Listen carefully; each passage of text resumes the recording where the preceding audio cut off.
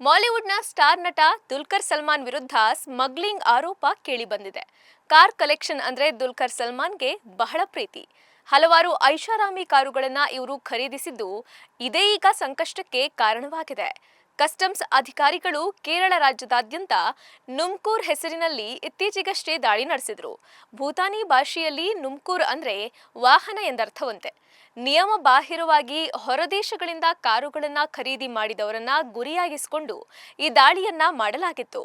ನಟ ದುಲ್ಕರ್ ಸಲ್ಮಾನ್ ಮತ್ತು ಪೃಥ್ವಿರಾಜ್ ಸುಕುಮಾರನ್ ಅವರ ಮನೆಗಳ ಮೇಲೂ ಕೂಡ ಕಸ್ಟಮ್ಸ್ ಅಧಿಕಾರಿಗಳು ದಾಳಿ ನಡೆಸಿ ಇಬ್ಬರು ನಟರುಗಳಲ್ಲಿರುವಂತಹ ಹಲವಾರು ಕಾರುಗಳ ಮಾಹಿತಿಯನ್ನ ಸಂಗ್ರಹಿಸಿದ್ದಾರೆ. ಈ ವೇಳೆ ದುಲ್ಕರ್ ಸಲ್ಮಾನ್ ಅವರಿಗೆ ಸೇರಿದ 2 ಕಾರುಗಳ ಬಗ್ಗೆ ಕಸ್ಟಮ್ಸ್ ಅಧಿಕಾರಿಗಳಿಗೆ ಅನುಮಾನ ಮೂಡಿದ್ದು, ಆ 2 ಕಾರುಗಳನ್ನ ಸೀಸ್ ಮಾಡಿ ಸಮನ್ಸ್ ಜಾರಿ ಮಾಡಲಾಗಿದೆ. ಅಲ್ಲದೆ ವಿಚಾರಣೆಗೆ ಹಾಜರಾಗುವಂತೆ ಸೂಚನೆ ಸಹ ನೀಡಲಾಗಿದೆ. ದುಲ್ಕರ್ ಅವರ ಮನೆಯಿಂದ Toyota Land Cruiser, Land Rover Defender ಕಾರುಗಳನ್ನ ಸೀಸ್ ಮಾಡಲಾಗಿದೆ.